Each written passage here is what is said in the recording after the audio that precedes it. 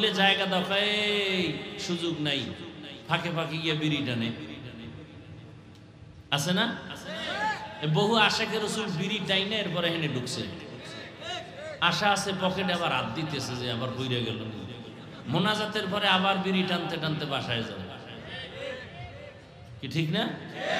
দেখেন না অনেকে ওয়াজের থেকে প্লাস্টিকের মাছ কিনে, বেলুন কিনে, তো বাসায় গেলে ম্যাডাম জিজ্ঞেস ওয়াজের থেকে কি পাইলা, কয় যে মোনাজাতে বেলুন কবুল করায় নিয়ে আসছে। এরকম কপাল পরা আছে না নাই? এখানে এত আশেকে রসুল ফজর পড়ে নাই, জোহর পড়ে নাই, আসর পড়ে নাই, মাগরিব পড়ে নাই, এসাও পড়ে নাই, আশেকে রসুল। আল্লাহ হেদায়াত দান করুন। বড় কঠিন হালাত।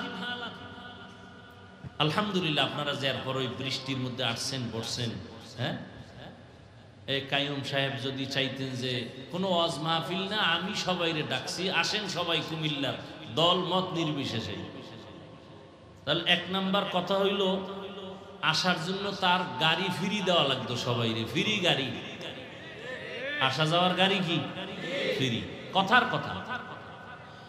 এরপরে এই জান্নাতি মানুষ আসতো না, মোটামুটি বেলাইনের মানুষটি আসতো, চিন্তা করতো যদি 1500 টাকা পাই তো মোটামুটি 2 দিনের গাঞ্জা রেডি,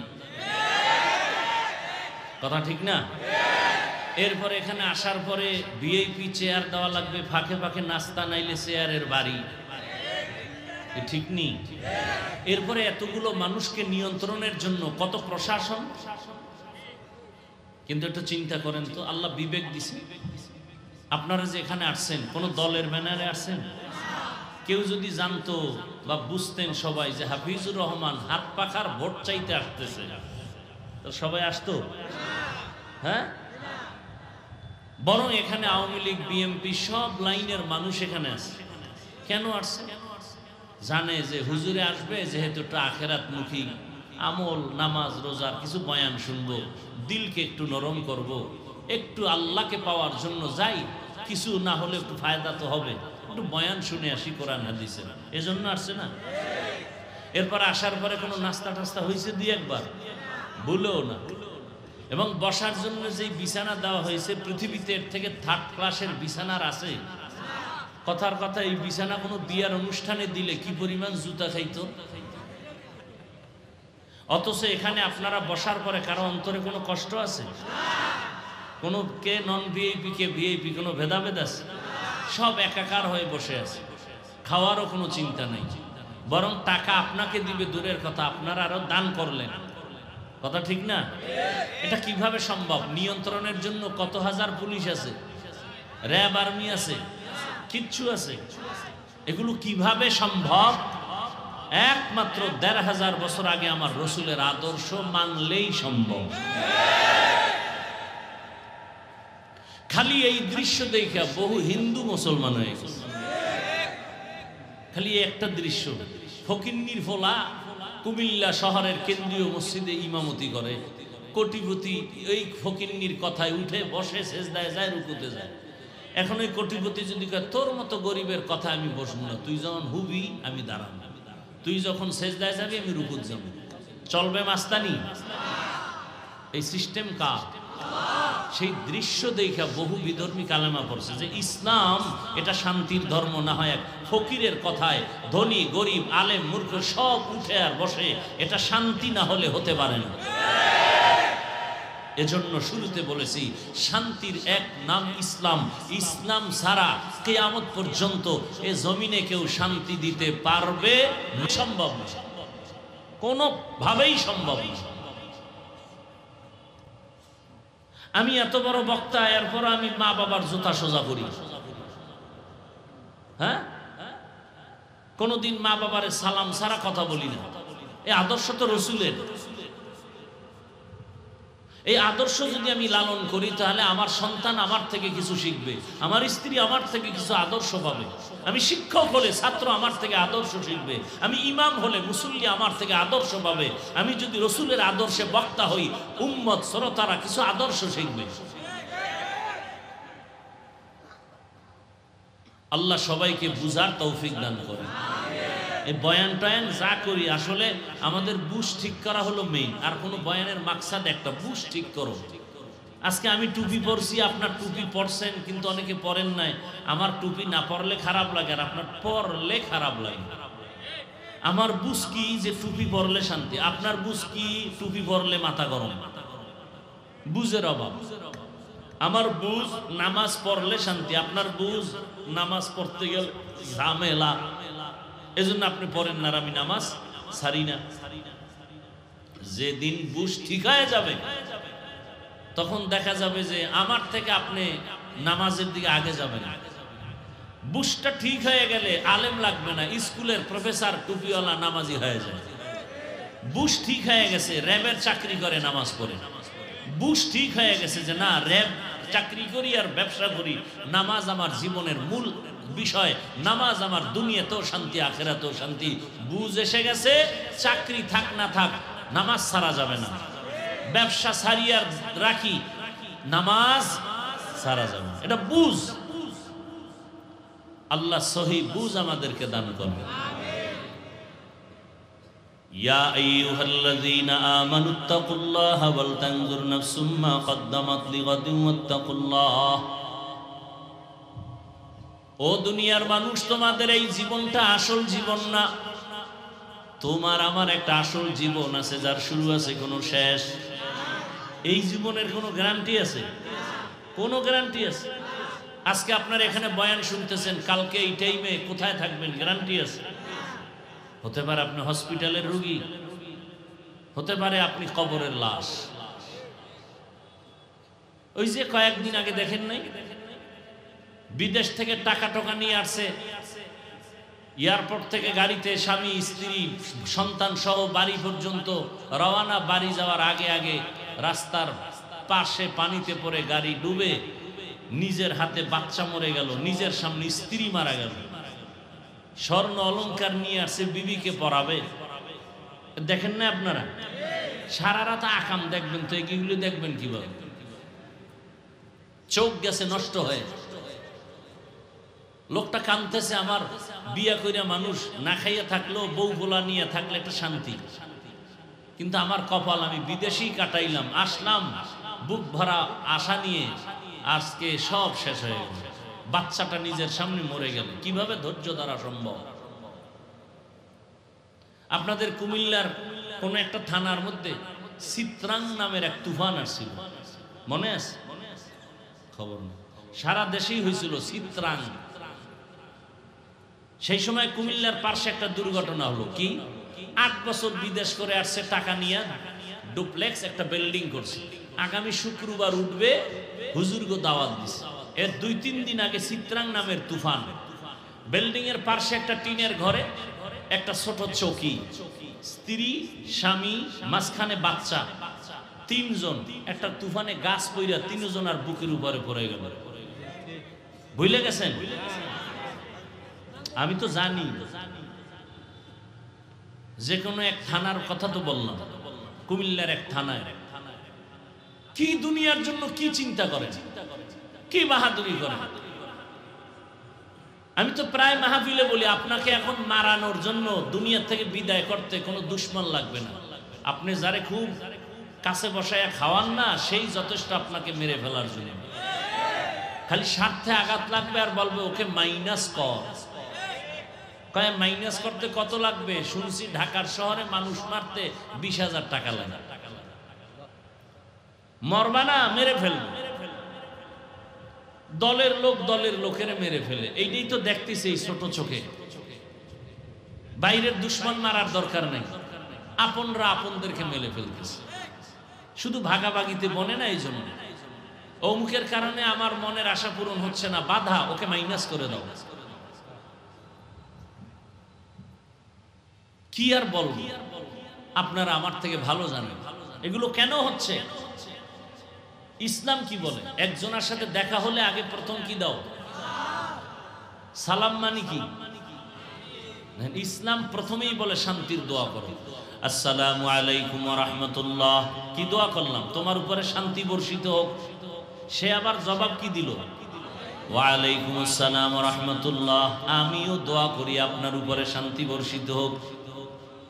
শান্তির দোয়া করতে যে হেন ভেজাল, শুদ্ধ করে কইলে না হইব শান্তি। সালাম আলাইকুম এত নাই। এক নাম্বার কথা হইলো দিলেও শুদ্ধ পায় না, দেয় সামাইকুম, মানে তোর উপরে আল্লাহর গজব। হে ঘুরে একেও আলাইকুম, তোর উপরে আগে। আর এখন তো সালামই নাই, মোবাইল আসার পরে হ্যালো বেড়ে গেছে, সালাম কমে গেছে। মোবাইল ধরেই কি হ্যালো, সালাম নাই। আল্লাহ হেদায়েত দান করুন। ও ভাই, যুবক বাবারা, বিএ পাস করলা, আইএ পাস করলা, মেট্রিক পাস করলা, আসসালামু আলাইকুম এই দুইটা শব্দ শিখতে পারলা না, শুনতে শুনতেও তো মুখস্থ হয়ে যায়। আসসালামু আলাইকুম এই দুইটা শব্দ, সামাইকুম বলো কেন? তুমি মুসলমান। আল্লাহ হেদায়েত দান করুন। দেখেন না, ভদ্রতা আমাদের শিখায়, ভদ্রতা শিখায় গেছেন আমার রসুল, ঠিক না? আর ভদ্রতা কারা শিখায়? এখন নামাজ নাই রোজা নেই এরা শিখায়। ডান হাতে ভাত খাইতেছে আর বাম হাত দিয়ে লবণ নিতেছে, আছে না নাই? বাম হাত দিয়ে লবণ নেয় কেন? এটা বাথরুমে ব্যবহার হয়, তো ওখান থেকে একটু আলাদা ফ্লেভার আসে লবণের সাথে। হাসেন আপনারা। আমরা ডান হাত দিয়ে লবণ নিলে মনে করেন আমরা অভদ্র। ভদ্রতা শিখিয়ে গেছেন আমার রসুল। মালিক যেই প্লেটে খাবে, গোলাম একই প্লেটে খাবে। সৌদি আরবে এখনো দেখেন কোটি টাকার মালিক দস্তারখানে একই প্লেটে কাজের লোক সহ বসে বসে খাচ্ছে, একই খানা। সৌদি আরবে রসুলের আদর্শ, সেটা এখনো ওরা ধরে রাখছে। আর আমরা ডান হাতে বিড়ি টানি, বাম হাতে চা টানি। দেখছেন কারবার। এই এক বোতল পানি আমারও দরকার, আপনারও দরকার পিপাসা নিবারণের জন্য। আপনি কি করলেন? বোতলটা ডান হাতে ধরে বাম হাত দিয়ে মুখাটা খুইলা বাম হাতে বোতল নিয়ে টান মারলেন, এক টানে নাই। ঠিক আমিও পানি পান করব, এটাকে খুলে ডান হাতে নিয়ে এই পানিটা পান করব 3 বার। আপনারও পানি পান করা হলো, আমারও হলো, তো বরকত পেলাম আমি সুন্নতের কারণে। এটা মানতে কষ্ট, আপনার কপাল খারাপ, এজন্য আপনি বাম হাতে যায়।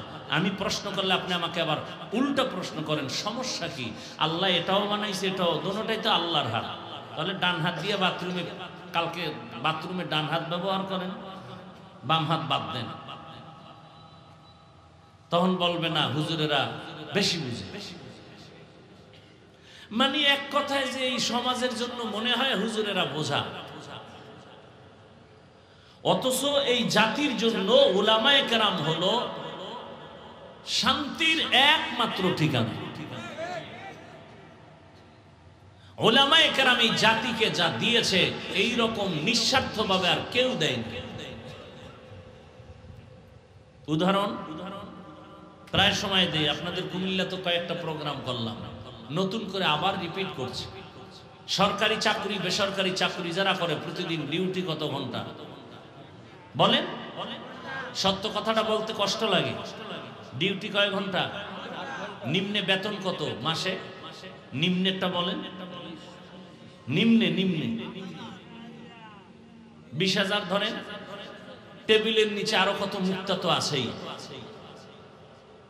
এটা সোনার বাংলার একটা গৌরবময় ইতিহাস যে বেতন ছাড়া পুরো বছরে যা পাওয়া যায় তা টেবিলের নিচে বাম হাতে পাওয়া যায়। ডিউটি 8 ঘন্টা, বেতন নিম্নে 20,000, আরো কত হাজার কোটি টাকা। এবার আমাকে জ্ঞান খাটায় বলেন তো, আপনাদের অঞ্চলের মসজিদের ইমাম সাহেব আসেনি, তাদের ডিউটি কত ঘন্টা? বলে সত্য কথাটা বলেন না। বেতন কত? আপনার বিবেক দিয়ে চিন্তা করেন তো, এর থেকে জুলুম আর দুনিয়াতে কি থাকতে পারে? এটা ইনসাফ। কিন্তু কোনদিন কোন হুজুর কি আন্দোলন করছে? জুমায় বলছে যে কালকে থেকে বেতনের স্কেল না বাড়াইলে আসর থেকে সূরা উল্টা দিকে পড়ব, কোন হুজুর বলছে? এরপর হুজুর খারাপ। আল্লাহ সব ভাইকে হেদায়েত দান করুন। তো আল্লাহ বলেন তোমার এই দুনিয়া কিচ্ছু না, তোমার আসল যে জীবন, ওই জীবনের জন্য কিছু বাজার করো। এই জীবনের কোনো মূল্য নাই। হঠাৎ তুমি ভালো মানুষ, বুকে চাপ দিয়ে কি ও কয় বুকে ব্যথা, ধর, ধরতে না ধরতে নাই। আল্লাহরে চিনেন না তো, মাঝে মাঝে হসপিটালে গেলে আল্লাহ কি জিনিস বুঝবেন। ঢাকা পঙ্গু হসপিটাল আছে না, আমার অনুরোধ থাকলো মাঝে গিয়া দেখবেন ফাঁকে ফাঁকে পঙ্গু হসপিটাল, আল্লাহ যে আছে টের পাবেন। আল্লাহ কেমন, অনুভূতি চলে আসবে অন্তরে। পঙ্গু হসপিটালে যাবেন, বার্ড ইউনিটে যাবেন, যারা পোড়া মানুষ পুড়ে গেছে। মাইলস্টোন স্কুলের ঘটনা দেখেছেন কয়েকদিন আগে। আমার আপন মানুষ মসজিদের মুসল্লি, তিনি চট্টগ্রামে আসছে, স্ত্রী বাচ্চা মেয়েকে আনতে গেছে স্কুলে। মা ঢুকছে স্কুলের ভেতরে, বাচ্চা অন্য দরজা দিয়ে বাহিরে দাঁড়ায় রয়েছে। মা মরে গেছে, বাচ্চা এখনো বেঁচে আছে। বাচ্চা কাঁদে আর আমি আম্মু বলে কাকে ডাকবো? কিসের দুনিয়া? কই নমরুদ, কই ফেরাউন, কই সাদ্দাত, কই হামান, কই চোখের সামনে? গাদ্দাফি কই, সাদ্দাম কই, চোখের সামনে। কিসের বাহাদুরি? ঘুমের মধ্যে একটা মশা যদি কানের ভিতরে ঢুকে, নাকের ভিতরে ঢুকে, নমরুদের মতো যদি একটা মশা, মশারির মধ্যে মশা ঢুকে না, ঢুকে না? এসি মশারি ফেল, বাতি নিবে ঘুমাইছে, এসি মশারি টেনশন নাই, হঠাৎ করে শুনে মশার গান। মশারির ছিদ্র কত ছোট, নাকের ছিদ্র কত বড়। একটা মশা যদি নাক দিয়ে ঢুইকা চান্দির গোড়ায় গিয়ে যদি বলতো আই এম সরি, ভাবছিলাম তুমি নমরুদ, আর উপায় আসেনি। ওই সিলেটে একটা ছোট বাচ্চা, মনে হয় 8 বছরের হবে, গত বছর শুনছি, মাছ ধরতে গেছে, তো কই মাছ একটা ধইরা দাঁত দিয়ে দিছে কামড়। এবার হাত দুইটা দিয়ে অন্য মাছ ধরে, ও হঠাৎ করে একটু হালকা হয়ে গেছে, কই মাছটা ভিতরে গিয়ে গলার মাঝখানে আটকে গেছে, গলা কাইটা এরপরে কই মাছ বের করতে হয়েছে। গত বছরের ঘটনা সিলেটে, খবর নেই। পানি কোথাও বাজে না, পানি, সেই পানি গলায় গিয়ে বাইছে, মানুষ মরে যায়। আপনি চিন্তা করতে পারেন যে কি হায়াতের বাহাদুরি করে।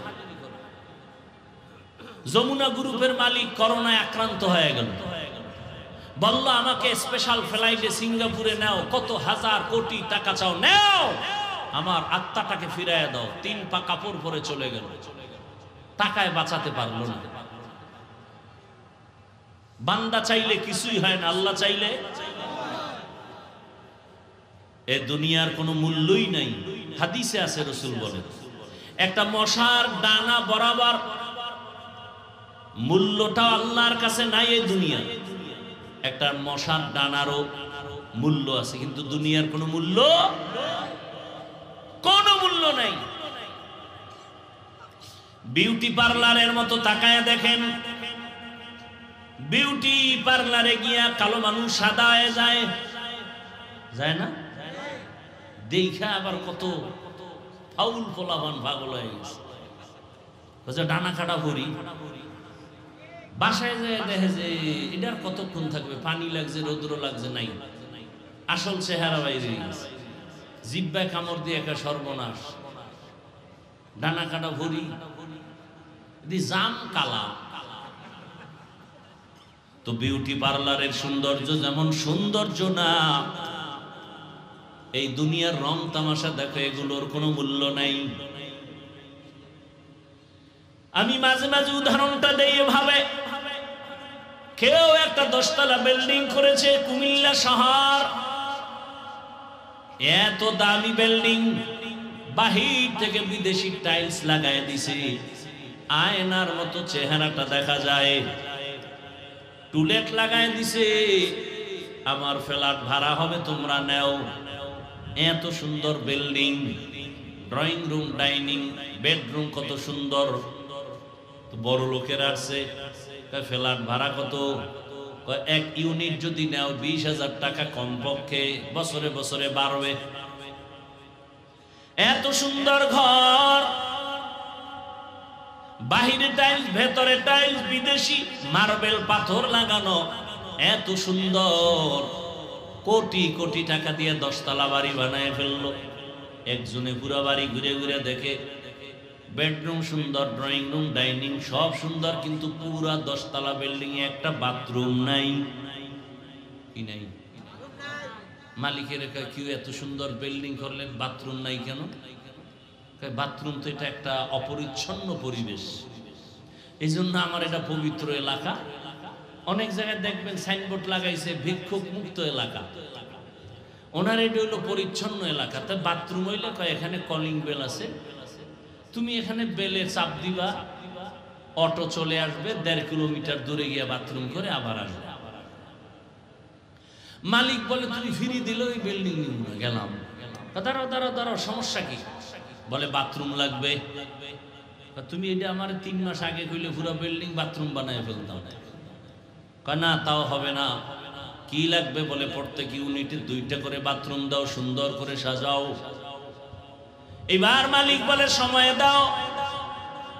এবার বাথরুম বানাইছে এত সুন্দর, bedroom, dining room, drawing room থেকে অনেক সুন্দর বানাইছে বাথরুম। চেয়ার দিয়ে দিছে বাথরুমের ভিতরে, বসে বসে কামসারো চেয়ার। এরপরে আবার এসি লাগানো, যেই ঠাডা ভাঙ্গা গরম। এরপরে সামনে আবার টেলিভিশন। শুধু বয়ে বয়ে সময় নষ্ট করার দ্বারা লাভ আছে? দুনিয়ার খবর লও। এত সুন্দর টাইলস, মোজাইক করা বাথরুম। এই যে কুমিল্লা রোডে এত হোটেল, কোন দুনিয়া আইলাম? যে কোনো একটা হাইওয়ে হোটেলে ঢুকলে খুব কম বসে বসে প্রস্রাব করার সিস্টেমই নেই। আচ্ছা, প্রস্রাবখানা আছে যে কটা, সব দাঁড়ায় প্রস্রাব করার সিস্টেম। ঢুকছি বাথরুমের ভেতরে গিয়ে যে বৈশা করা যায় কি? হ্যান দিছে আর সিস্টেম, হ্যানও বসার কোনো সুযোগ নেই। তো এমন অবস্থা, প্রযুক্তি এতটা আধুনিক যে মানুষ চাইলেও গুনাহ থেকে বাঁচার উপায় নেই, চাইলেও বাঁচা বড় কষ্ট।